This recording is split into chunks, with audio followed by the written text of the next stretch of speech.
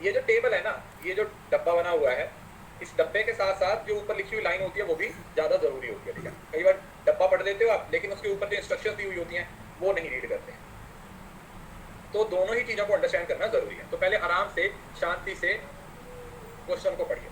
Question क्या बोल रहा है, consider the following table that shows percentage distribution of runs. उसने बोला कि जो रन्स बनाए गए हैं अलग अलग टीम्स के द्वारा, उसका एक परसेंटेज डिस्ट्रीब्यूशन दिया हुआ है by Indian batsman against different teams in one day, international and T20 match. कि इंडिया के प्लेयर्स ने अलग अलग टीमों के खिलाफ जो वनडे में, मतलब जो अंतरराष्ट्रीय जो एक 50 ओवर का मैच होता है उसमें, और जो 2020 है उसमें कितने रन बनाए हैं।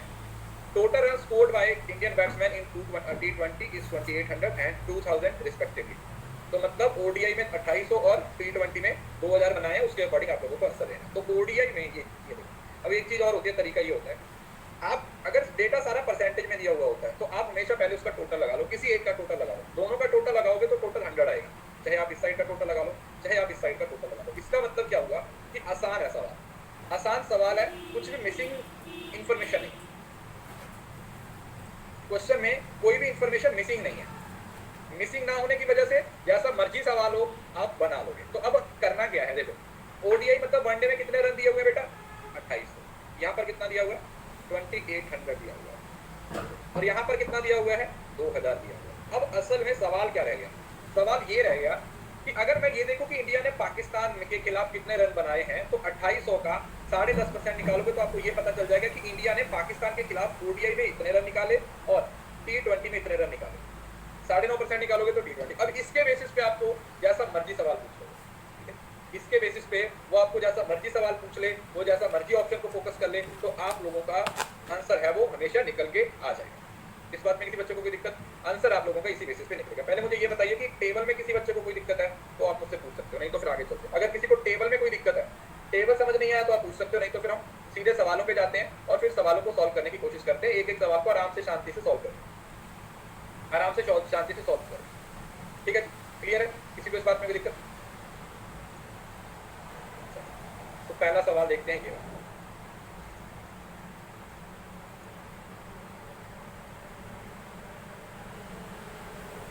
If the batsman has scored 280 runs against Pakistan in T20 match. मैं यहाँ पे लिख देता हूँ, ये कितना था, 2000 था, और ये कितना था, ये 2800 था, ऐसे ही था, या पहले वाला 2800 है, सॉरी इधर 2800, ये 2800, ये 2000,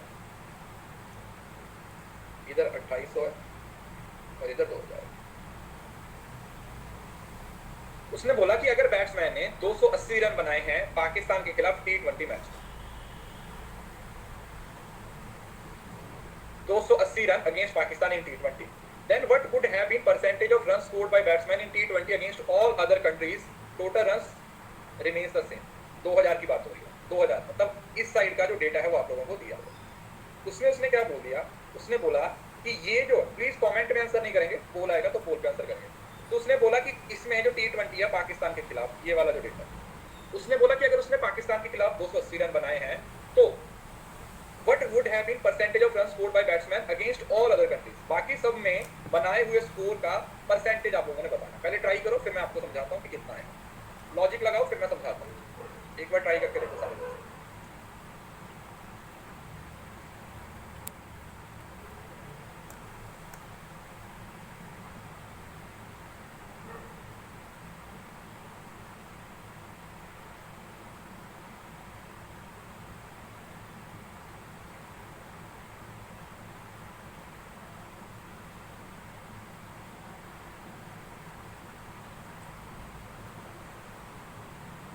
बहुत ही आसान है, बहुत ही आसान। कमेंट में आंसर नहीं करना, पोल आएगा, पोल पे आंसर कीजिएगा।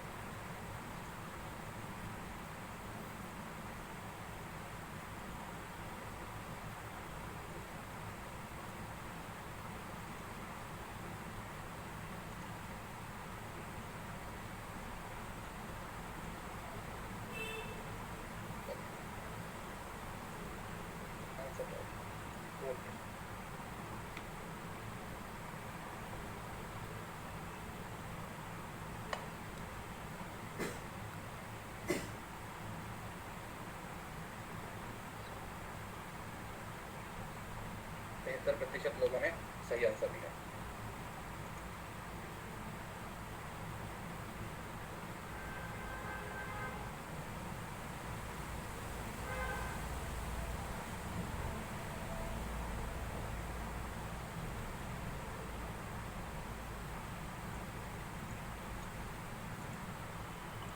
लीडर बोर्ड एंड में देखेंगे।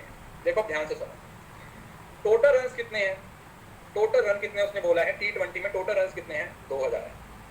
तो सिंपल सी बात है कि 2000 टोटल है, उसमें से उसने बोला कि जो 280 हैं वो उसने किसके खिलाफ बना दिए, पाकिस्तान के खिलाफ बना दिए, और बाकी की परसेंटेज पूछी है। तो मतलब इसमें से जो पाकिस्तान वाले हैं वो लेस कर दो, 280 को माइनस कर दो।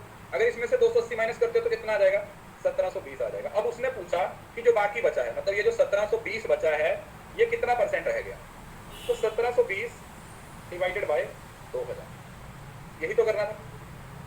172/200, 100 से ये 100 बन जाएगा तो ऊपर कितना बन जाएगा, 86 बन जाएगा। तो 86% हमारा सही आंसर आ जाएगा। कितना ही टाइम लगता है इस सवाल को बनाने में। अब दूसरे तरह भी कर सकते थे, आप 280 डिवाइडेड बाय 2000 कर लेते, ये आपके पास कितना आ जाता, 14% आ जाता। फिर 100 में से 14% को निकाल लेते। दोनों ही तरीके आप लोगों के आपको सही आंसर देंगे, दोनों ही तरीकों से आप लोगों का आंसर है वो क्या आ जाएगा, सही आ जाएगा। अब आपकी इच्छा है आप दोनों में से कौन सा इस्तेमाल करना चाहते हो।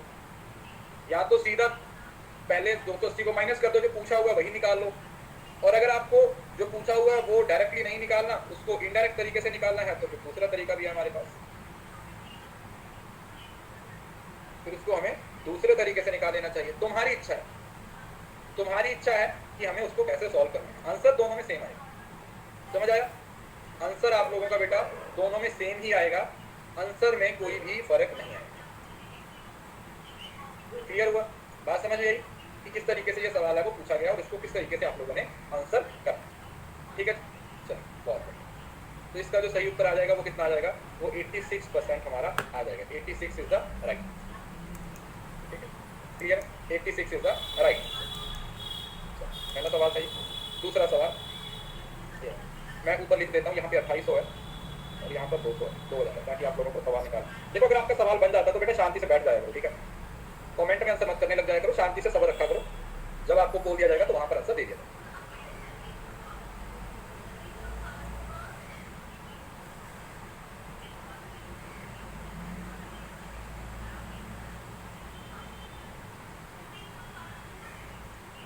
यहाँ पर ना थोड़ा सा चेंज कर लेना, रिमेन नॉट आउट नहीं है,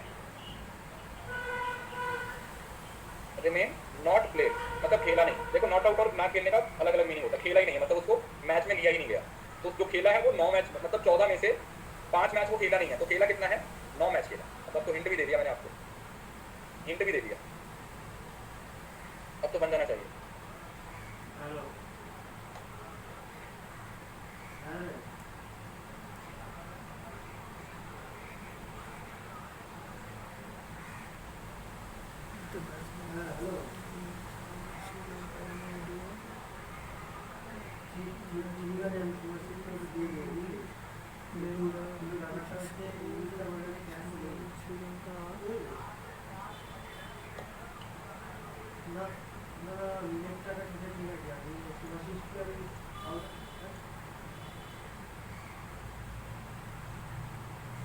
बनाइए।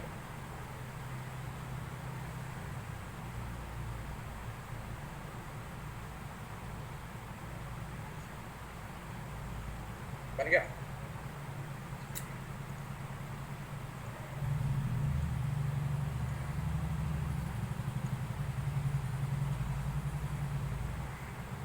चलो कोई बात, अगर नहीं बन रहा है तो बन जाएगा।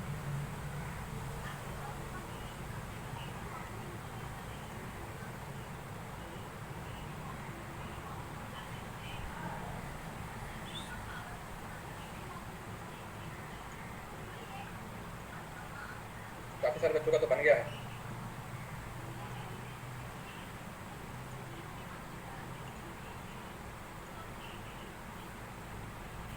साठ % लोगों का बन गया।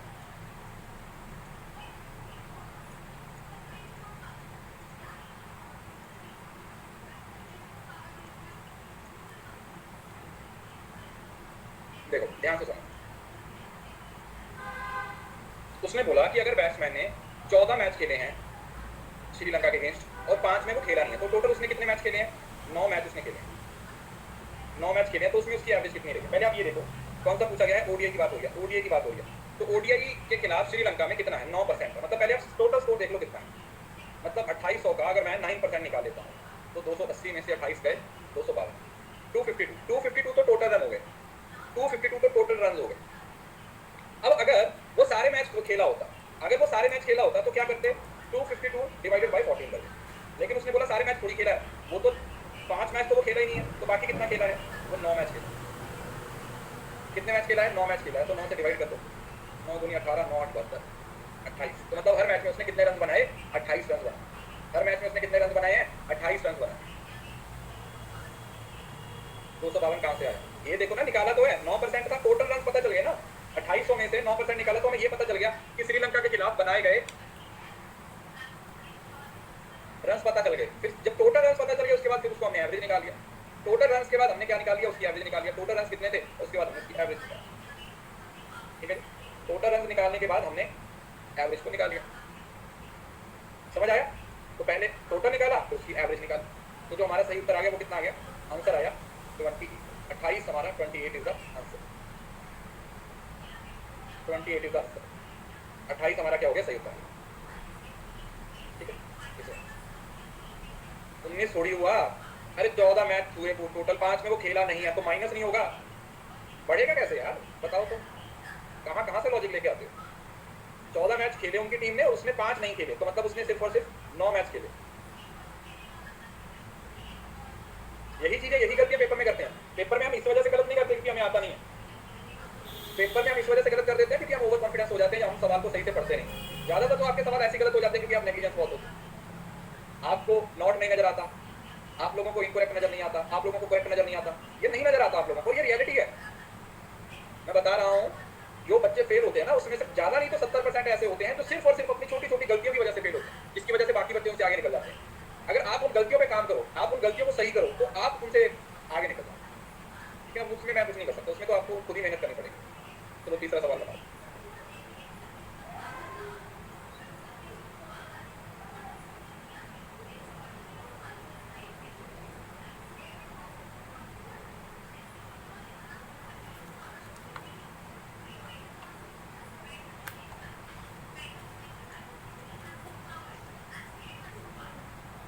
ये वाला पहले पढ़ो आराम से।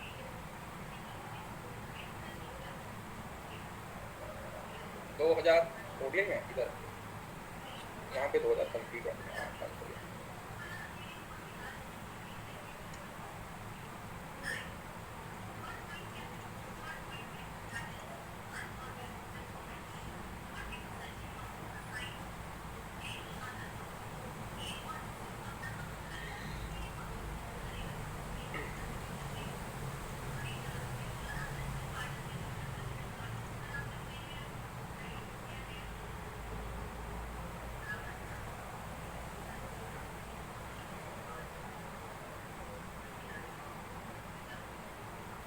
अच्छा सवाल है।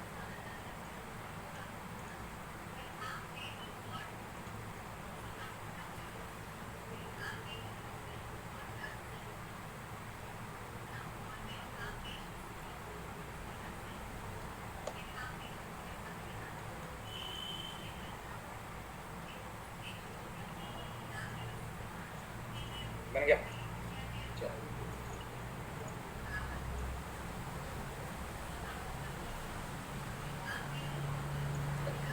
देखते हैं।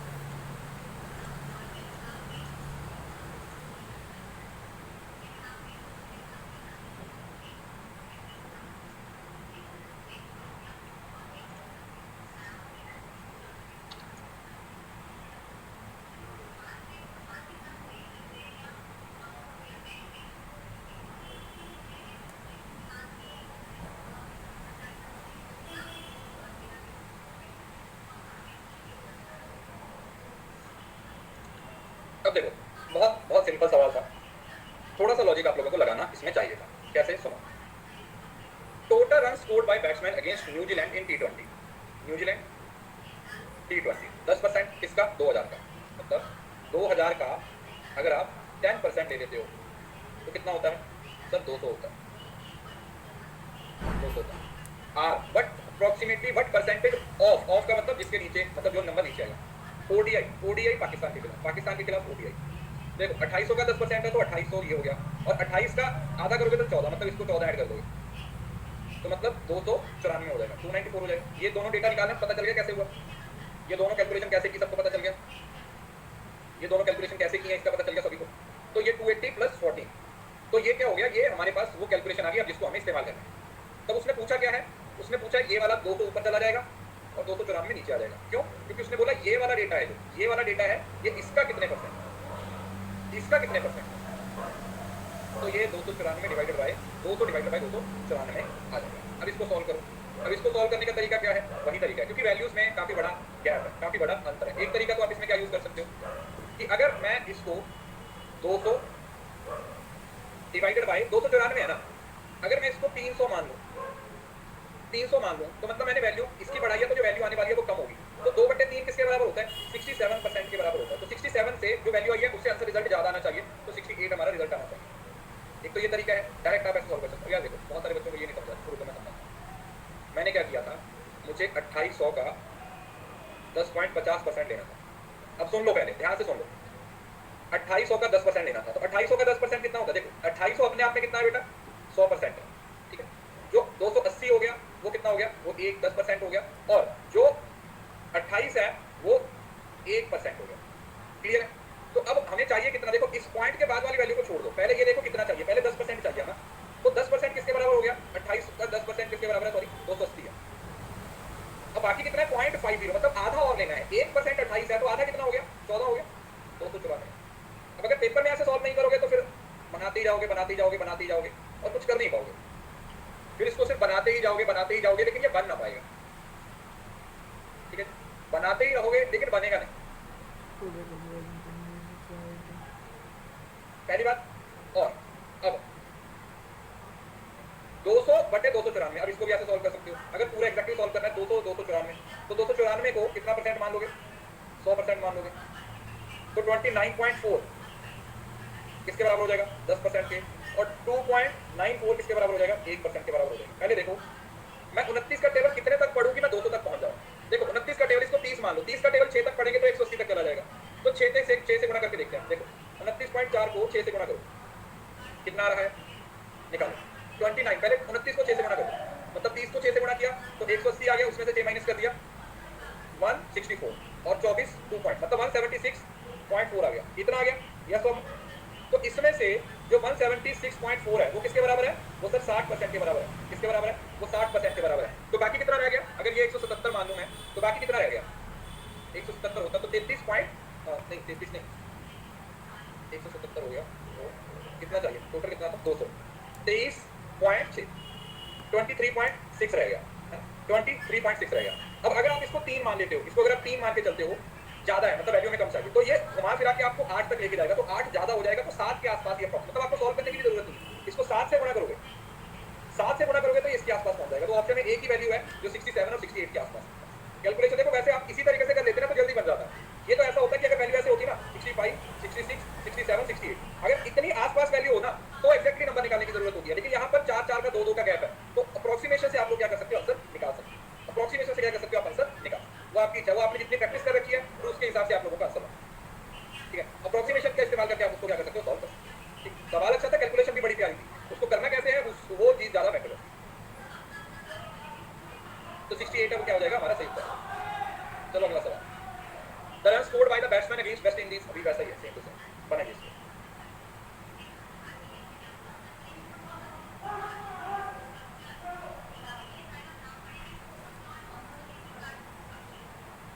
बेटा अभी तो प्री क्लासेस का टाइम टेबल मुझे खुद नहीं पता, हमारी खुद की चीजें अभी बिगड़ी हुई हैं, तो जो जो क्लासेस जैसे जैसे चल रही हैं अटेंड करते जाओ।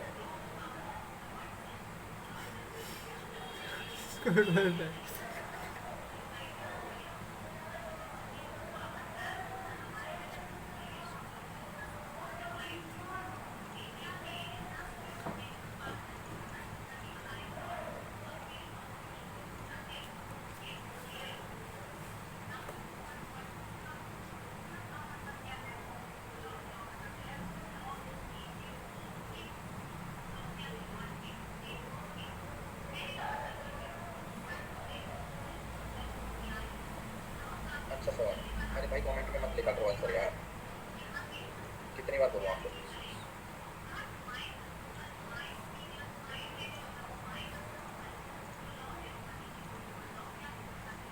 बन गया सभी का?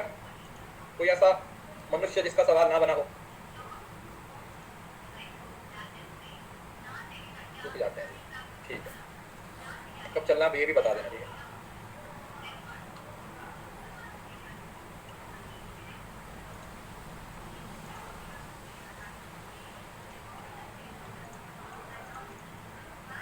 चले चलो चल जाते हैं।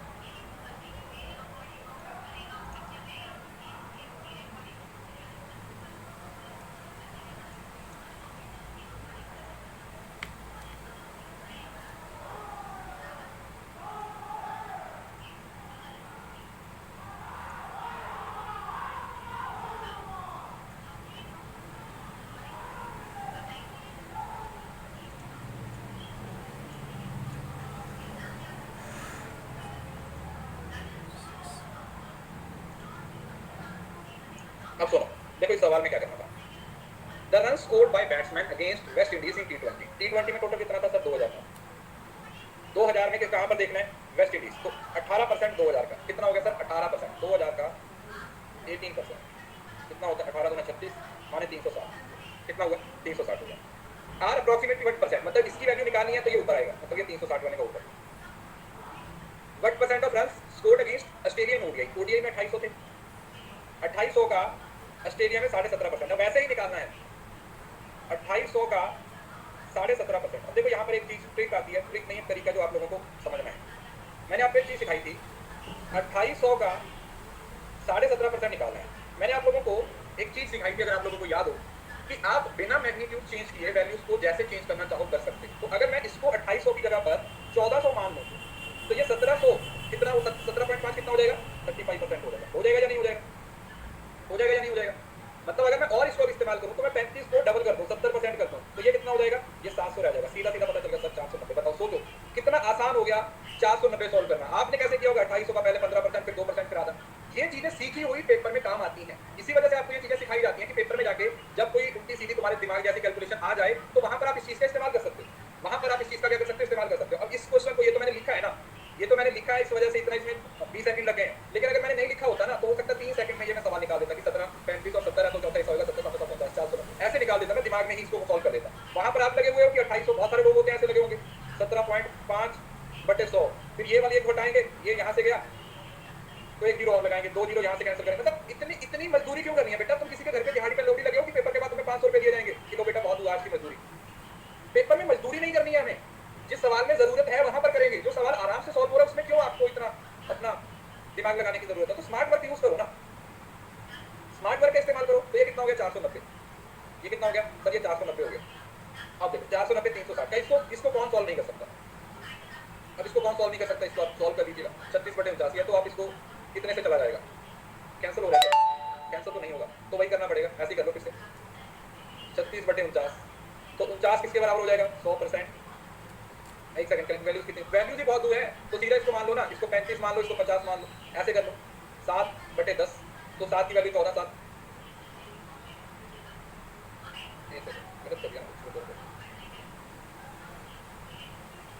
इसको 35 मान लो, इसको 50 मान लो। अब इसको कैंसिल करो, कैंसिल करो। अगर मैं इसको कैंसिल करता हूँ तो ये 7 से गया, 5 10 से गया, 1/10 मतलब 70 के आसपास हमारा आंसर आना चाहिए। मतलब ये कम है, ये वैल्यू ज़्यादा। नहीं तो फिर वही पहले वाला तरीका इस्तेमाल कर सकते हो। क्या करो, इस 49 को 100% माना है। अगर आपको प्रिसाइज वैल्यू चाहिए है ना, एग्जैक्ट वैल्यू चाहिए,